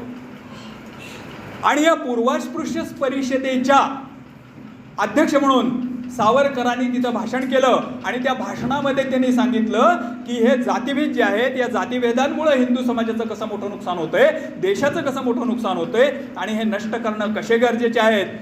हे व्यवसायावर आधारित असलेले हे जातीभेद हे जन्मजात नाही आहेत. त्यामुळं ह्याची आज कशी गरज नाही, हे कसे कालबाह्य झालेले आहेत, हे कसे टाकून दिले पाहिजे आणि हे टाकून देण्यासाठी काय केलं पाहिजे हे सांगताना सावरकरांनी तिथं सप्तबेड्या ज्या आहेत सप्तबंदी मोडायला सावरकरांनी सांगितलं. काय होते या सप्तबंदी? बेटीबंदी होती. म्हणजे जातीतल्या जातीत लग्न होणार, आंतरजातीय विवाहाला मान्यता नव्हती. सावरकरांनी स्वतः आंतरजातीय विवाहाचा पुरस्कार केला. इतकंच नव्हे, आंतरजातीय नव्हे तर आंतरप्रांतीय विवाहाचा पण त्यांनी पुरस्कार केला. सावरकरांच्या धाकट्या भावाची जी बायको आहे ती बंगाली आहे. म्हणजे त्यांनी आंतरप्रांतीय विवाहाचा पुरस्कार केला, आंतरजातीय विवाहाचा पुरस्कार केला. रोटीबंदी म्हणजे एकमेकाच्या घरी जायचं नाही, जेवायचं नाही, खायचं नाही, ही जी बंदी होती ही बंदी सुद्धा सावरकरांनी रत्नागिरीमध्ये मोडली. त्याच्यासाठी त्यांनी पतित पावनांच्या शेजारी एक सकल हिंदू उपहारगृह या नावाचं एक हॉटेल काढलं. तिथं सगळ्या जातीचे कर्मचारी काम करत होते आणि स्वतः सावरकर रोज सकाळी तिथं जाऊन चहा घ्यायची, नाश्ता करायची. सगळ्या जातीच्या लोकांनी तिथं यावं, सगळ्या जातीचे कर्मचारी तिथं काम करतायत आणि त्यांच्या हातचं खावं प्यावं असं करून रोटीबंदीची बेडी सुद्धा सावरकरांनी तिथं मोडली. सहभोजनं आयोजित केली की ज्या सहभोजनामध्ये एका पंक्तीमध्ये बसून सगळ्या जातीचे लोक जेवत होते, खात होते, एकत्र बसत होते. ती सहभोजनं तिथं अनेक आयोजित केली. सिंधुबंदी ती तर सावरकरांनी स्वतःच मोडली, कारण ते इंग्लंडला गेले शिकायला. समुद्र ओलांडू नये अशी जी एक बंदी होती ती मोडली. आणि मग मालवणच्या परिषदेमध्ये सावरकरांच्या अशा लक्षात आलं की काही लोक, दलित समाजामधले काही लोक मुंजीचा अधिकार नाही हे निमित्त करून परधर्मामध्ये चाललेले आहेत. तर सावरकरांनी त्या मालवणच्या ह्याच्यामध्ये परिषदेमध्ये दलित समाजातल्या लोकांना जानव्याचं वाटप केलं आणि त्यांना सांगितलं की जानवं घालणं हा जसा सवर्णांचा अधिकार आहे तसा तुमचा पण अधिकार आहे. मी तुम्हाला सांगतो हे जानवं तुम्ही परिधान करा, त्याच्यामुळं काही हिंदू धर्माचं नुकसान होणार नाही, उलट झालं तर हिंदू धर्माचा फायदाच होईल. आणि वेदोक्त बंदी जी होती ती वेदोक्त बंदी सुद्धा सावरकरांनी मालवणच्या त्या परिषदेमध्ये मोडून काढली. एवढं मोठं काम सावरकरांनी केलेलं आहे, समाज सुधारण्याचं एवढं मोठं काम केलेलं आहे. आणि म्हणून भारतरत्न डॉक्टर बाबासाहेब आंबेडकरांसारखे दलितांच्या आणि पददलितांच्या अन्यायाला वाचा फोडून त्यांना त्याच्यामधून बाहेर काढून देशाच्या मुख्य प्रवाहामध्ये आणण्यासाठी आपलं सगळं आयुष्य अर्पण केलेला माणूस रत्नागिरीमध्ये येतो आणि स्वातंत्र्यवीर सावरकरांची भेट घेऊन त्यांच्या कार्याचं कौतुक करतो. कारण आंबेडकरांना जे समजलं, डॉक्टर बाबासाहेब आंबेडकरांना जे समजलं ते या देशातल्या बाकी कुणाला समजलं नाही. हे काम किती महत्त्वाचं होतं, विठ्ठलरामजी शिंदेना जे समजलं ते या देशातल्या बाकी कुणाला समजलं नाही की हे काम किती महत्त्वाचं होतं आणि रत्नागिरीसारख्या गावामध्ये ते करणं किती अवघड होतं. पण ते सावरकरांनी केलं, सावरकरांनी ते घडवलं, सावरकरांच्या हातून ते झालं. हा इतिहास आहे, हा विचार आहे सावरकरांचा. आणि तो विचार आपल्याला घेतला पाहिजे, तो विचार आपण समोर आणला पाहिजे, तो विचार लोकांच्या समोर ठेवला पाहिजे. किती काम आहे, भरपूर आहे. सावरकरांचं रत्नागिरीमधलं हे जे काम आहे, भाषाशुद्धीचा मगाशी उल्लेख झाला, त्या पतित पावन मंदिराच्या शेजारीच रेसिडेन्शियल लायब्ररी या नावाची एक लायब्ररी होती, नेटिव्ह लायब्ररी म्हणून, नेटिव्ह रेसिडेन्शियल लायब्ररी असं काहीतरी त्याचं नाव होतं. सावरकर एकदा तिथे गेले होते, त्यांनी ते नाव बघितलं आणि त्या ट्रस्टींना, त्या विश्वस्तांना त्यांनी बोलवून घेतलं आणि त्यांनी सांगितलं सावरकरांनी त्यांना की हे असं कशाला विदेशी नाव देत आहे, त्याच्याऐवजी याला नाव द्या नगर वाचनालय. मगाशी आपल्या साहित्यिक शिंदे सरांनी सांगितलं, शिंदेजींनी सांगितलं की सावरकरांनी अनेक नावं दिली, सावरकरांनी हेही नाव दिलं नगर वाचनालय. लायब्ररीला नगर वाचनालय हे नाव त्यांनी दिलं. आणि मग आज तुम्ही बघितलं तर त्याचं नामाभिधान झालेलं आहे. नंतर त्या सगळ्या विश्वस्तांनी एकत्र येऊन तो ठराव केला आणि त्यानुसार मग त्याचं नाव नंतर नगर वाचनालय असं करण्यात आलं. सगळ्या क्षेत्रावरती काम केलेलं आहे सावरकरांनी, कुठल्या क्षेत्रावरती केलेलं नाही असं नाही. आणि दुर्दैव असं आहे, मगाशी मला उमेशजी म्हटले जाता जाता की सावरकरांचं रत्नागिरी पर्व तर सांगाच, ते खूप महत्त्वाचंच आहे. पण सावरकरांच्यावरती जे आक्षेप घेतले जातात त्या आक्षेपांच्यावरती पण थोडं बोला. उमेशजी, ज्यांना सावरकर माहिती आहेत, ज्यांनी सावरकर वाचलेले आहेत, ज्यांनी सावरकरांचं रत्नागिरीतलं हे काम समजून घेतलेलं आहे आणि ज्यांना खऱ्या अर्थानं सावरकरांचं हिंदुत्व समजलेलं आहे ना, ते कोणीही सावरकरांच्यावरती अशा पद्धतीचा आक्षेप घ्यायचं धाडस करणार नाही. पण अर्धवट वाचनानं कुठली तरी त्या साहित्यातली एखादी ओळ घ्यायची पुस्तकातली आणि त्याचा चुकीचा अर्थ काढून लोकांच्या समोर मांडायचा, ठेवायचा आणि लोकांची माथी भडकवायची आणि आपला राजकीय स्वार्थ साधायचा, एवढाच त्यांचा उद्देश आहे. त्यांच्या आक्षेपांना तुम्ही कितीही उत्तरं दिलीत तरीसुद्धा ते नवे नवे आक्षेप घेतच राहणार आहेत. हे त्रिकालाबाधित सत्य. पण इथं बसलेले सगळे सावरकर प्रेमी आहेत, आपल्या सगळ्यांना माहिती असावं म्हणून सांगतो. सावरकरांच्यावरचा पहिला आक्षेप आहे तो ते माफीनामा. सावरकर स्वतः कायद्याचे तज्ज्ञ होते, ते बॅरिस्टर होते. इंग्लंडमध्ये जाऊन त्यांनी बॅरिस्टरी मिळवलेली होती. याचा अर्थ असा होता की ब्रिटिशांचे कायदे काय आहेत याचा त्यांना अतिशय चांगला अभ्यास होता. सावरकरांनी जो अर्ज लिहिलेले आहेत, लिहिलेत अर्ज त्यांनी, ते नाकारत नाही. सावरकरांनी अर्ज लिहिलेले आहेत, पण त्या अर्जामध्ये कुठंही वरपासून खालीपर्यंत शेवटपर्यंत वाचलत बघितलं तर त्या अर्जामध्ये कुठंही मला केलेल्या क्रांतिकार्याचा पश्चाताप होतोय, मी ब्रिटिश सरकारची माफी मागतोय, मी यापुढं अशा क्रांतिकार्यामध्ये सहभागी होणार नाही असं कुठंही लिहिलेलं नाही. कुठंही माफी मागितलेली नाही. सगळी पत्र आहेत, हे मी सांगतोय असं नव्हे, तुम्ही मागवून घ्या, तुम्हालाही वाचून बघा. सावरकरांनी जे जे अर्ज ब्रिटिश सरकारकडे पाठवले त्या सगळ्या अर्जाचा फक्त मसुदाच हा होता की आम्हाला राजकीय बंदी म्हणून जर तुम्ही आणले तर आम्हाला राजकीय बंद्यांसारखं वागवा. तुमच्याच कायद्यानुसार इतक्या वर्षाची शिक्षा भोगल्यानंतर एवढी सूट आहे तर ती आम्हाला मिळाली पाहिजे. कायदा तुमचाच आहे, तुम्हीच बनवलेला आहे, तुम्हीच केलेला आहे, त्या तुम्ही केलेल्या कायद्याची तुम्ही अंमलबजावणी करा, एवढंच सावरकरांनी मागितलं. आणि त्यात पुढं सावरकर असंही म्हणतात की ही सूट, ही सवलत मला मिळणार नाही हे मला 100% माहिती आहे, मला मिळणार नाही हे मला 100% माहिती आहे, पण माझ्या या अर्जामुळं बाकीच्या कायद्यांचा फायदा झाला तरी होऊन जाईल. सावरकरांना माहिती होतं की ब्रिटिश सरकार त्यांना सोडणार नाही. दुसरा सावरकरांच्यावरचा आक्षेप आहे की सावरकर हे ब्रिटिश धार्जिणे होते. मला सांगावं, एखादी व्यक्ती तुमची मित्र असेल, तुमच्यासाठी काम करत असेल, तर तुम्ही त्याला जास्तीत जास्त कठोरातली कठोर शिक्षा द्याल का सॉफ्ट कॉर्नर दाखवाल? मग एका शिक्षा बघा सावरकरांना दिलेली. सावरकर जर ब्रिटिशांचे काम करत असतील, ब्रिटिशांसाठी काम करत असतील, ब्रिटिशांचे हस्तक असतील, तर ब्रिटिशांनी त्यांना भारतापासून एवढं लांब ठेवलं असतं का? उलट त्यांना चांगल्या सुखसोयी दिल्या असत्या. आगा खान पॅलेस होताच की नेऊन ठेवायला, अंदमानात कशाला ठेवलं असतं? पण सावरकरांच्या वाट्याला ब्रिटिशांनी जेवढे जुलूम देता येतील तेवढे जुलूम दिले, जितकं कडक शासन करता येईल तेवढं कडक शासन केलं, जेवढ्या जास्त कमीत कमी सवलती देता येतील तेवढ्या कमीत कमी सवलती दिल्या सावरकरांना. हे का केलं? हा सावरकरांच्यावरचा आहे. दुसरा सगळ्यात महत्वाचा एक आक्षेप आहे. सावरकर स्वतः असं म्हणतात की माझा कान धरण्याचा अधिकार फक्त छत्रपती शिवाजी महाराजांना आहे. म्हणजे याचा काय अर्थ आहे? याचा अर्थ असा आहे की माझ्या चुका दाखवण्याचा अधिकार फक्त छत्रपती शिवाजी महाराजांना आहे. म्हणजे मी छत्रपती शिवाजी महाराजांच्या धोरणानुसार काम करतो. माझी धोरणं ही छत्रपती शिवाजी महाराजांच्या धोरणावरती आखलेली आहेत. खरा शूर कोण हो? खरा शूर कोण?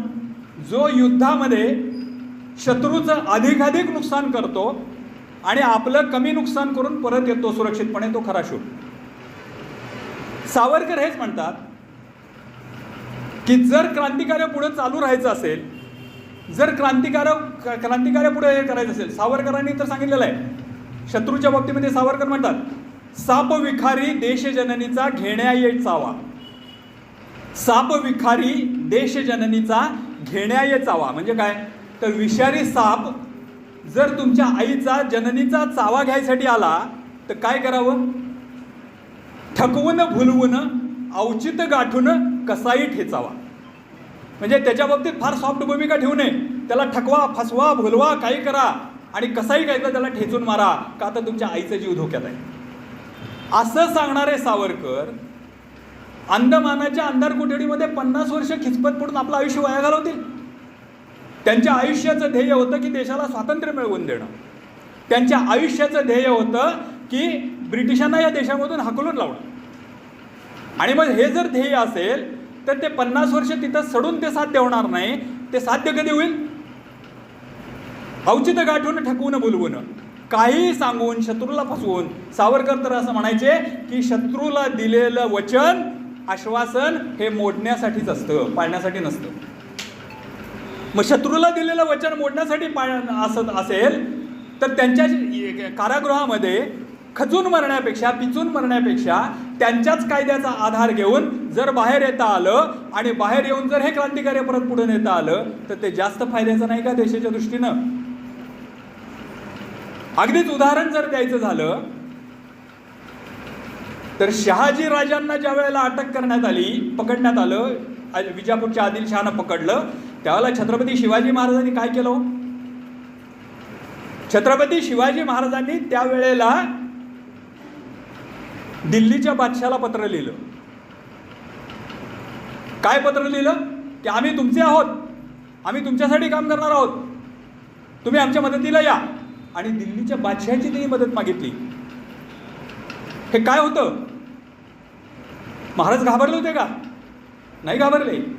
अफजल खान ज्यावेळेला चालून आला, वाईमध्ये मुक्काम ठोकून होता, महाराजांनी त्याला पत्र लिहिलं की आम्ही तुम्हाला घाबरतोय, आम्हाला तुमची भीती वाटतेय. महाराज घाबरले होते? एवढ्या कच्च्या दिलाचे होते? नाही, वाघ होता तो. पण असं जर लिहिलं नसतं तर अफजल खान त्या जावळीच्या खोऱ्यामध्ये उतरून आलाच नसता. हा युद्धातला डावपेच होता.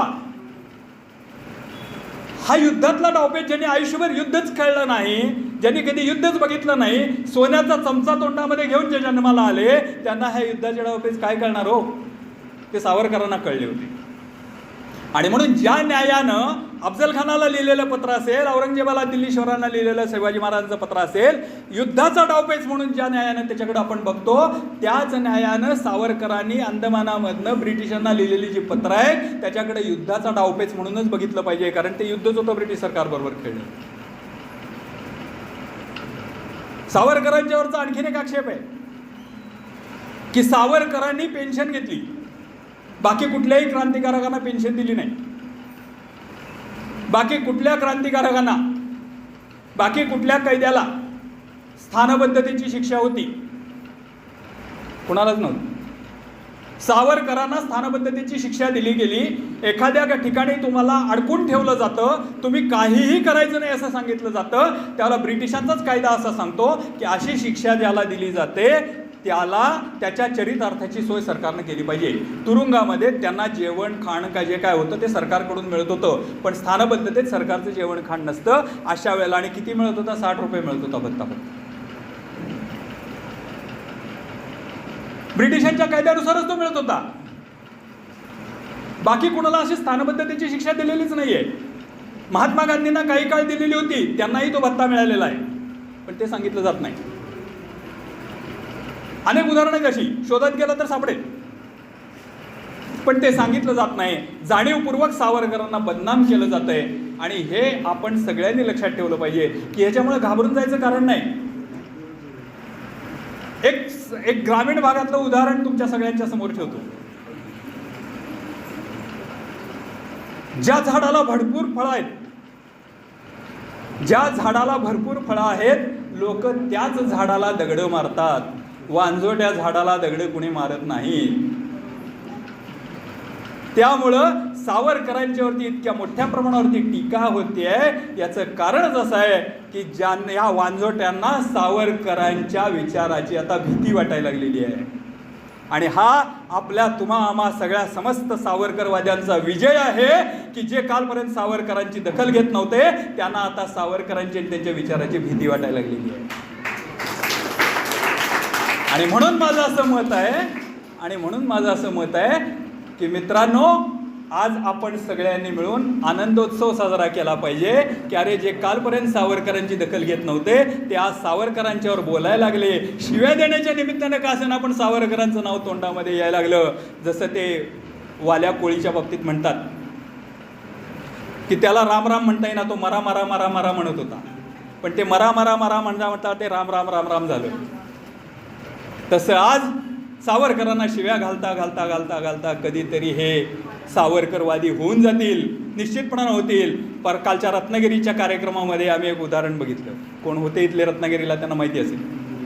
डाव्या विचारसरणीची एक व्यक्ती व्यासपीठावरती आली आणि आमच्या विलासराव दाभोळकरांच्या पुण्यतिथीच्या निमित्तानं का असेना पण त्यांच्या तोंडातून आलं की सावरकरांना अजून भारतरत्न का दिलं जात नाही.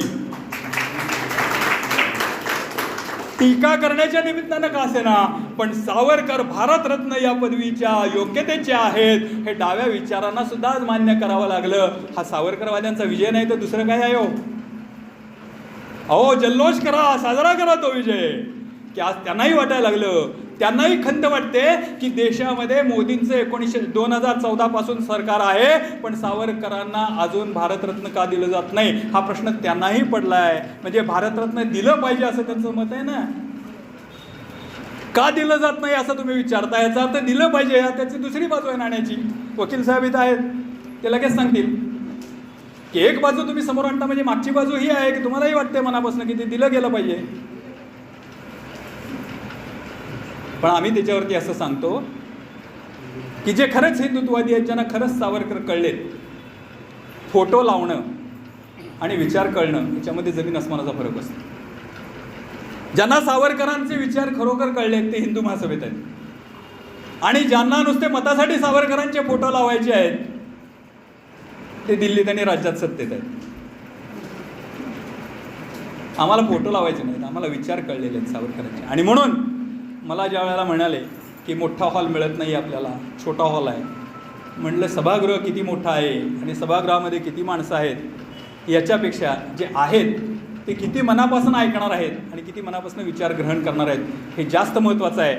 कारण क्रांतीच्या वाटेवर क्रांतिकारक सुरुवातीला एकटाच असतो, समाज त्याच्या मागं धावतो. ते क्रांतीचं यश नजरेच्या टप्प्यात आल्यानंतर. बघा, माझं नाही आहे, सावरकरांचं वाक्य. त्यामुळे टाळ्या वाजवणार असाल तर सावरकरांसाठी वाजवणार. बघा, सावरकर किती द्रष्टे होते. त्याने हा विचार सांगितला. एक काळ असा होता की भाजप म्हटलं की फक्त अडवाणी, प्रमोद महाजन, वाजपेयी आणि मग गल्ली बोळामधनं तो भाजपचा झेंडा खांद्यावरती घेऊन फिरणारे 1-2-4 कार्यकर्ते, अशी स्थिती होती. संसदेमध्ये 2 खासदार होते, निवडणुका लढवायचे, उमेदवार मिळायचे नाहीत. जिथं उमेदवार मिळायचा तिथं प्रचाराला गेल्यानंतर पाणीसुद्धा कोणी द्यायचं नाही. पण कुणीतरी तो क्रांतीचा लढा पुढं तसाच चालवत ठेवला. त्या क्रांतीचं यश नजरेच्या टप्प्यात आल्यानंतर बघा काय होतं. ज्यांचे वडील काल काँग्रेसमध्ये राहून भाजपला शिव्या घालत होते, ज्यांचे आजोबा काँग्रेसमध्ये राहून काल शिव्या घालत होते भाजपला, तेच आज भाजपचे जिल्हाध्यक्ष आहेत. त्यांचीच नातवंड परतवंड आज भाजपचे जिल्हाध्यक्ष आहेत. म्हणजे यश नजरेच्या टप्प्यात आल्यानंतर समाज त्याच्या मागं धावतो. म्हणून नाराज व्हायचं काही कारण नाही. आज आपण 50 असलो तरी एक दिवस हिंदू महासभेचा विचार जो आहे तो महाराष्ट्रामध्ये रुजेल आणि तुम्हालाही दिसेल. काल हिंदू महासभेला शिव्या घालणारे कदाचित सातारा जिल्हाध्यक्ष म्हणून या व्यासपीठावर हिंदू महासभेत बसलेले आहेत. तो दिवस येणार आहे. कारण सावरकर असं म्हणतात, मी जे आज सांगतो ते लोकांना 10 वर्षानं पटतं. मी जे आज सांगतो ते लोकांना 10 वर्षानं पटतं. तोपर्यंत थांबण्याची माझी सिद्धता आहे. सावरकरांची 10 वर्ष थांबण्याची सिद्धता आहे. आपली 10 वर्ष थांबण्याची सिद्धता असली पाहिजे. ते यश आपण सगळेजण नक्की बघू. आणखीन एक मागच्या वेळच्या व्याख्यानानंतर एक चुकीचा संदर्भ देऊन एक आक्षेप सावरकरांच्यावर घेतला गेला होता आणि मला तो दूरध्वनीवरनं विचारला होता. छत्रपती संभाजी महाराजांच्याबद्दल सावरकरांनी काहीतरी अनुद्गार काढलेत वगैरे वगैरे असा काहीतरी एक आक्षेप मला कोणीतरी आपल्यातल्याच उपस्थितांपैकी कोणीतरी दूरध्वनी करून विचारला होता मागच्या वर्षीच्या व्याख्यानात. श्रीपू गोखले नावाचे एक पत्रकार लेखक आहे. त्यांचं एक पुस्तक आहे सावरकरांशी सुखसंवाद म्हणून. त्या पुस्तकामध्ये श्रीपू गोखलेंनी सावरकरांना हा प्रश्न विचारलेला आहे आणि त्याचं सावरकरांनी दिलेलं उत्तर त्यांनी त्याच्यामध्ये लिहिलेलं आहे. त्याच्यामध्ये त्यांनी असं म्हटलेलं आहे, सातारा हिंदू महासभेचा इतिहास आज जर लिहायचा झाला, आमचे दत्ताजी सणस प्रदेशाध्यक्ष आहेत, सातारा हिंदू महासभेचा इतिहास जर आज लिहायचा झाला आणि ते काम माझ्याकडे आलं तर मी सातारा हिंदू महासभेचा इतिहास कशाच्या आधारानं लिहीन? माझ्यासमोर आज जेवढे पुरावे आहेत तेवढ्या पुराव्याच्या आधारानं लिहीन. जेवढे डॉक्युमेंट्स, जेवढे कागदपत्र माझ्याजवळ आज आहेत, जेवढी माहिती माझ्याजवळ उपलब्ध आहे, यांच्यासारखे अनेक कार्यकर्ते जे मला भेटतील ते जेवढी माहिती मला सांगतील तेवढ्यावरनं मी ते लिहीन. म्हणजे प्रचलित ज्या गोष्टी आहेत त्या गोष्टींवरनं ते लिहिलं जाईल. आणखीन एक 10 वर्षे गेली, आणखीन एक 15 वर्षे गेली आणि कुठंतरी उत्खनन करत असताना काही नवी कागदपत्रं सापडली, काही नव्या गोष्टी सापडल्या, काही नवे पुरावे सापडले आणि त्याच्यामधून जर असं सिद्ध झालं की त्यावेळेला जे काही होतं सापडलेलं होतं की त्याच्यावरती जे लिहिलेलं होतं ते नाही आहे, हा पण इतिहास आहे, तर काय होईल? याचा अर्थ तो जुना इतिहास चुकीचा आहे का? जुना लिहिलेला नाही, तो त्यावेळेच्या उपलब्ध पुराव्यावरनं लिहिलेला आहे. मग त्याच्यात सुधारणा केली पाहिजे. मग हे नवीन जे आलेलं आहे हातामध्ये, नवीन जे पुरावे हातामध्ये आलेले आहेत त्याच्यावरून त्याच्यात सुधारणा केली पाहिजेत. आणि सावरकरांनी श्रीपू गोखलेंना हेच सांगितलं की मी ज्या वेळेला ते पुस्तक लिहिलं त्यावेळेला जे प्रचलित घटना होत्या, त्यावेळेला जे सांगितलं जात होतं, त्यावेळेला जी उपलब्ध माहिती होती त्याच्यावरून ते लिहिलेलं आहे. नंतर ज्या वेळेला त्याच्याबाबतची अधिक माहिती माझ्यापर्यंत आली त्यावेळेला मी त्याचा खुलासा पण केलेला आहे की असं नाही, जर हिंदू धर्मासाठी सर्वोच्च त्याग करणारी कोण व्यक्ती असेल की ज्याच्या त्यागामुळं हिंदू धर्म बलशाली झाला आणि टिकून राहिला, तर ती छत्रपती संभाजी महाराज आहे. ती सुधारणा पुढे सावरकरांनी केलेली आहे, पण ती सांगितली जात नाही. फक्त मागचं एक विधान तुमच्यासमोर टाकलं जातं आणि मग बुद्धिभ्रम निर्माण केला जातो की सावरकर असं म्हणत होते. असं काही नाही आहे, ते बदललेलं आहे. त्याचा पुढे त्यांना ते ज्या गोष्टी झाल्या त्याच्याबद्दल त्यांनी क्षमा पण मागितलेली आहे सावरकरांनी. हे सगळं त्या श्रीपू गोखलेंच्या पुस्तकामध्ये आहे. पुस्तक बाजारात मिळते, कुठूनही आणा, वाचा. सावरकरांचे सुखसंवाद असं ते पुस्तकाचं नाव आहे. श्रीपू गोखले नावाचे एक पत्रकार लेखक आहेत, त्यांनी ते लिहिलेलं पुस्तक आहे. ते स्वतः सावरकरांना भेटले होते, सावरकरांच्या पाशी ते बसले होते. अनेक विषयांवर त्यांनी सावरकरांची मतं जाणून घेतलेली आहेत. त्यात एक तो भाग आहे, तो एक प्रश्न आहे त्यांना त्यांनी विचारलेला. काय होतंय माहिती आहे का, आपल्या सगळ्यांना स्वतंत्रपणे विचार करायची सवय नाही. कोणीतरी उठतं, काहीतरी वाचतं, एखादा संदर्भ सांगतं, टाकून देतं आणि आपण आपल्या ऐतिहासिक महापुरुषांना असेल किंवा सावरकरांसारख्या कर्तृत्व संपन्न व्यक्तीला असेल आपण बदनाम करत जातो. जो माणूस हिंदू धर्मासाठी इतक्या व्यापक पातळीवरती जाऊन काम करतो, राष्ट्रासाठी इतक्या व्यापक पातळीवर जाऊन काम करतो, स्वातंत्र्यासाठी इतक्या व्यापक पातळीवरती जाऊन काम करतो, तो इतका क्षुल्लक विचार करेल का हो कधी? कधीच नाही करणार. इतका छोटा विचार करेल का कधी? कधीच नाही करणार. ज्या माणसानं भारतानं आंतरराष्ट्रीय राजकारणामध्ये कुणाशी मैत्री करावी, कशा पद्धतीचं धोरण ठेवावं, सीमा कशा पद्धतीनं सुरक्षित कराव्यात, या गोष्टी सांगितल्या, तो माणूस देशांतर्गत व्यवस्था बळकट करण्यासाठी जे सल्ले देईल किंवा जे आदर्श समोर ठेवेल ते चुकीचे कसे असतील? शस्त्रेण रक्षती राष्ट्रे शास्त्रचिंता प्रवर्तते, हे विधान धरून सावरकर नेहमी सांगतात की आपल्या देशाच्या सीमा ह्या तलवारीच्या टोकानं चाकल्या पाहिजेत. याचा अर्थ आपलं शस्त्रदळ सीमेवरती नेहमी सतर्क असलं पाहिजे आणि ते प्रबळ असलं पाहिजे. अद्ययावत शस्त्राच्या सहाय्यानं आपण शत्रूशी लढलं पाहिजे. बघा आज काय परिस्थिती. बांगलादेशातून घुसखोर येत आहेत. परवा मला मुंबईला तो विषय होता, बांगलादेशी घुसखोर आणि रोहिंगी मुसलमान लाखोच्या संख्येत आहेत. तुमचं नाव या वॉर्डातनं पलीकडच्या वॉर्डात घालायचं असेल तर तुम्हाला 5-5 वेळा 10-10 वेळेला अर्ज करावा लागतो, तो परत येतो, होत नाही ते लवकर काम. पण या बांगलादेशी मुसलमानांची आणि रोहिंग्या मुसलमानांची नावं मतदार यादीमध्ये आपोआप समाविष्ट होत आहेत. कशामुळे होत आहेत? कोण राजकीय आशीर्वाद देतं याला? याचा विचार करावा लागेल. सावरकरांची जयंती पुण्यतिथी नुसतीच साजरी नाही करायची आपल्याला. सावरकरांची जयंती पुण्यतिथी जर साजरी करायची असेल तर एकतरी ओवी अनुभवावी, असं जर ज्ञानेश्वरीच्या बाबतीमध्ये म्हणतात. ज्ञानेश्वरीचं सामर्थ्य इतकं आहे की त्याच्यातली एक जरी ओवी तुम्ही आत्मसात केली तर सगळं आयुष्य बदलून जाईल. तसं सावरकरांचे विचार जे आहेत ते इतके प्रभावी आहेत की त्यातला एक जरी विचार आपण कृतीत आणायचं ठरवलं तरीसुद्धा आपण आपल्या संपूर्ण देशाचं भवितव्य बदलू शकू. मग सावरकर जयंती साजरी करायची म्हणजे प्रतिमेला पुष्पहार घालायचा. म्हणून मी नेहमी म्हणतो की आपण सगळेजण सावरकर भक्त आहोत. मी पण भक्त आहोत. म्हणजे काय? भक्ती करणं सोपं असते हो. प्रतिमा, पुतळा, फोटो काहीतरी ठेवायचा, वर्षातनं एकदा दोनदा त्याला हार घालायचा, नमस्कार करायचा, स्वातंत्र्यवीर सावरकर की जय म्हणायचं, आपली जबाबदारी संपली. भक्ती एवढीच असते. खऱ्या अर्थानं आता सावरकर भक्तीची नाही तर सावरकरांच्या अनुनयाची गरज आहे. मग अनुनय करायचं असेल तर काय करायला पाहिजे? अनुकरण करायला पाहिजे, एकतरी विचार आत्मसात करायला पाहिजे, एकतरी ओवी त्यातली अनुभवायला पाहिजे. आणि ती ज्या वेळेला आपण अनुभवायला लागू त्याला आपल्या लक्षात येईल की सावरकरांची विज्ञाननिष्ठा काय आहे, सावरकरांची समाजसुधारणा काय आहे, ती किती आवश्यक आहे. आजही आपण बघतो चित्र. आजही आपल्याला असं म्हणतात की जी जात नाही ती जात, पण ती जात घालवण्याचं काम सावरकरांनी त्यांच्या कामामध्ये केलेलं होतं. म्हणून माझी तुम्हाला जाता जाता एक कळकळीची विनंती असणार आहे की हे रत्नागिरी पर्व नावाचं पुस्तक सगळ्यांनी एकदा वाचा आणि सावरकरांनी केलेले हे जे काम आहे हे काम जास्तीत जास्त समाजापर्यंत, जास्तीत जास्त लोकांच्यापर्यंत कसं पोचवता येईल ते पोचवा.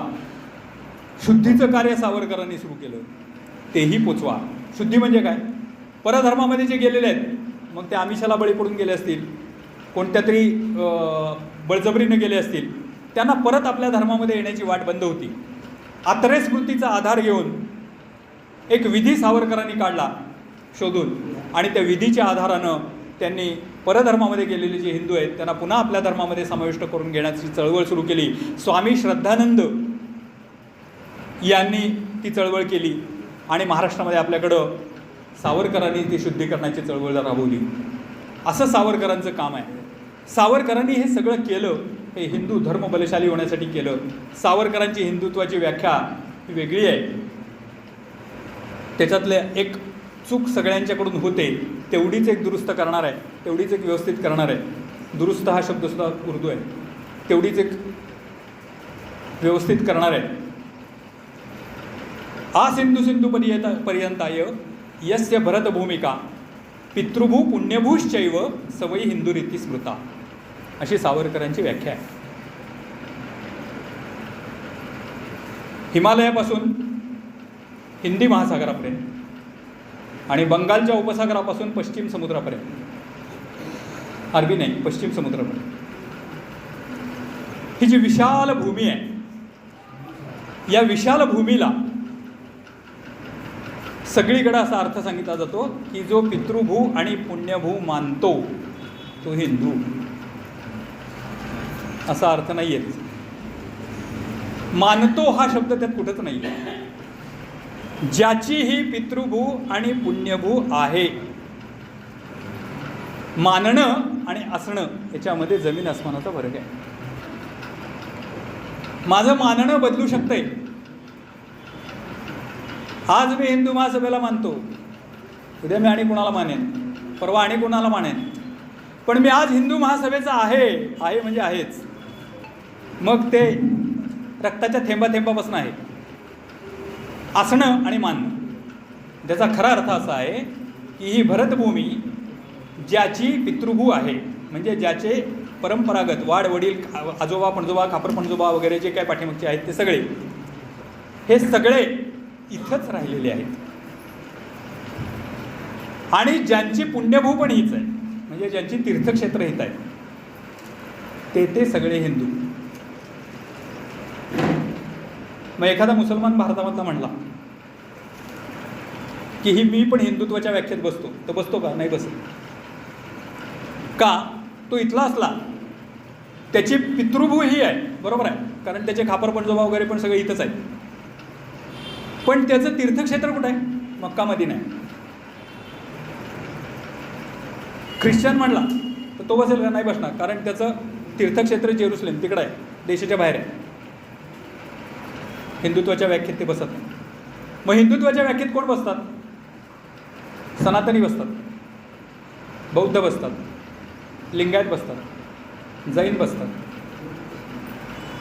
कारण या सगळ्यांची पुण्यभू हीच आहे आणि पितृभू पण हीच आहे. खूप विचारपूर्वक सावरकरांनी ही हिंदुत्वाची व्याख्या केलेली आहे. म्हणून मी कधी कधी गमतीनं म्हणतो की एखादा अमेरिकन जोसेफ जॉन उद्या हिंदू झाला, तो हिंदुत्वाच्या व्याख्येत बसेल का? नाही. तो धर्माने हिंदू झाला, त्याची तीर्थक्षेत्र भारतात आली, पण त्याची पुण्यभू पितृभू कुठं आहे? पितृभू तिकडं आहे, अमेरिका इंग्लंड आहे, नाही हिंदुत्वाच्या व्याख्येत. इंग्लंडचे मध्यंतरी पंतप्रधान होते ते ऋषी सुनक, त्यांचं उदाहरण मी नेहमी देतो. ऋषी सुनक आजही धर्माने हिंदू आहेत, पण ते हिंदुत्वाच्या व्याख्यात बसतात का? तर बसतात, कारण ते तिकडं राहतात, पण त्यांची पूर्वची पिढी जी आहे त्यांची पितृभूही आहे आणि अजूनही ते धर्माने हिंदूच आहेत. त्यामुळे त्यांची पुण्यभू पण हीच आहे, कारण त्यांची तीर्थक्षेत्र येत आहेत. ते ज्यावेळेला भारतामध्ये येतात त्यावेळेला ते ठिकठिकाणी इथल्या तीर्थक्षेत्रांना जाऊन दर्शन घेऊन येतात. बघा, सावरकरांची हिंदुत्वाची व्याख्या ही उपासना पद्धतीवर आधारित नाही आहे. सावरकरांची हिंदुत्वाची व्याख्या ही राष्ट्रावर आधारित आहे आणि म्हणून ती सगळ्यात जास्त चांगली आहे. का? तर त्याच्यामध्ये जे वर्गीकरण केलेलं आहे त्याची सीमारेषा पुसट नाही आहे, ती ठळक आहे. आणि म्हणून सावरकरांचं हिंदुत्व पण जाणून घ्या, समजून घ्या, कारण ते खूप गरजेचं आहे. सावरकरांचं हिंदुत्व कळलं की हिंदू महासभा कळायला सोपी आहे. हिंदू महासभा कळली की हिंदुत्वाचं काम करणं सोपं आहे आणि हिंदुत्वाचं काम करण्यासाठी हिंदू महासभेसारखा दुसरं कुठलंही व्यासपीठ नाही. कारण इथं कुठलाही निर्णय हा कधीही जातीच्या कक्षेतनं होत नाही. जातीभेद विरहित अखंड हिंदू समाज आणि हिंदूंची पितृभू पुण्यभू असलेला हा अखंड भारत हे हिंदू महासभेचं स्वप्न आहे. ही दोन्ही स्वप्न जर साध्य करायची असतील तर हिंदुत्व बलशाली झालं पाहिजे. आपण सगळ्यांनी त्या दृष्टीनं प्रयत्न केले पाहिजेत. आपण सगळेजण ते कराल तीच स्वातंत्र्यवीर सावरकरांना विनम्रपणानं आदरांजली असेल अशी अपेक्षा व्यक्त करतो. रत्नागिरी पर्व जेवढं मला मांडणं तुमच्यासमोर शक्य होतं तेवढं या वेळामध्ये मांडलेलं आहे. याच्यापेक्षा अधिक जे काय रत्नागिरी पर्व आहे हे सगळं तुम्ही त्या पुस्तकामध्ये जाणून घ्या, वाचाल अशी अपेक्षा व्यक्त करतो. मला इथं बोलवलं, खरं तर माझे सद्गुरू असं सांगतात, अभ्यासे प्रगटावे अथवा झाकोनी असावे. अभ्यासे प्रगटावे अथवा झाकोनी असावे, प्रगटोनी नासावे हे बरे नव्हे. आणि म्हणून मी असं म्हणतो की या व्यासपीठावरती मला उभं राहण्याची संधी संयोजकांनी दिली. आपण सगळ्यांनी जेवणाची वेळ झालेली असतानासुद्धा, पोटात कावळे ओरडत असतानासुद्धा, त्यात मगाशी अनाऊन्स केलेलं होतं, उद्घोषित केलेलं होतं की जेवणाची व्यवस्था आहे, तरीसुद्धा सगळ्यांनी संयम ठेवून माझे हे थोडेसे अवजड बोजड मोडके तोडके विचार शांतपणाने ऐकून घेतलेत. पण त्याबद्दल मी संयोजकांचे तुमच्या कोणाचेही कधीही आभार मानणार नाही. मनात आलं ना? काय उद्धट माणूस आहे, थेट सांगतो आभार मानणार नाही मानणार. आभार कोणाचे मानायचे असतात? आभार परक्यांचे मानायचे असतात. तुम्ही मी आपण सगळे एका हिंदुत्वाचे पाईक आहोत, एकाच भरतभूमीची लेकरं आहोत. मी इथं आलो ते माझे इतके देशबांधव मला भेटणार आहेत म्हणून आलो. तुम्ही इथं आलात ते एक आपला कोल्हापूरचा पलीकडचा एक देशबांधव काहीतरी बोलणार आहे, त्याचे मोडके तोडके विचार आपण ऐकून घ्यावेत म्हणून आलात. म्हणून मी फक्त इतकंच म्हणेन की आपल्यातलं हे जे देशबंधुत्वाचं नातं आहे ते अधिकाधिक दृढ व्हावं. आपण सगळेजण मिळून ही भरतभूमी विश्वविजेती व्हावी याच्यासाठी प्रयत्न करू. आणि मला इथं बोलण्याची संधी दिली त्याबद्दल मी आयुष्यभर आपल्या सगळ्यांचा ऋणी राहीन. जय हिंद, जय भारत.